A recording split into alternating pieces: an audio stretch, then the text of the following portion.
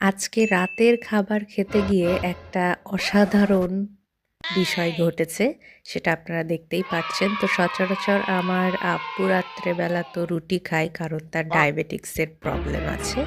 তো আজকে রুটি ছিল না, ওদিকে আম্মু সারাদিন কাজকর্ম করে প্রায় একদম ক্লান্ত হয়ে ঘুমিয়ে পড়েছে। এখন আব্বু নিরুপায় হয়ে দেখলাম ভাত খেতে চলে যাচ্ছিল। তো এখন আমি তো মেয়ে হয়ে সেটা দেখে তো আর কি বসে থাকতে পারি না। তো বললাম যে ঠিক আছে, ভাত খাওয়ার দরকার নেই, কজ ওটা তো হাই কার্বোহাইড্রেট একটা খাবার। তো আমি চিন্তা করলাম যে বাড়িতে তাহলে কি করা যায়, কি খাওয়া যায়। আমিও যেহেতু রাত্রেবেলা রুটিই খাই, তো আমিও ভাত খাবো না।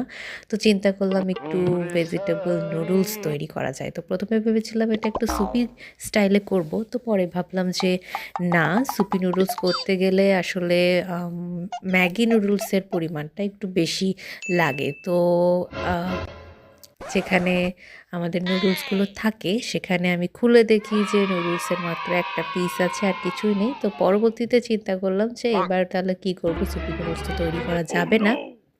তো আমি কি করলাম, বাড়িতে কিছু পাস্তা ছিল, তো ওর মধ্যে থেকে অল্প কিছু পাস্তা নিয়ে একসাথে মিক্সড করে আর কিছু সবজি কুচি কুচি করে কেটে এই যে এই ভেজিটেবল নুডলসটা বানিয়ে ফেললাম। শুভরাত্রি।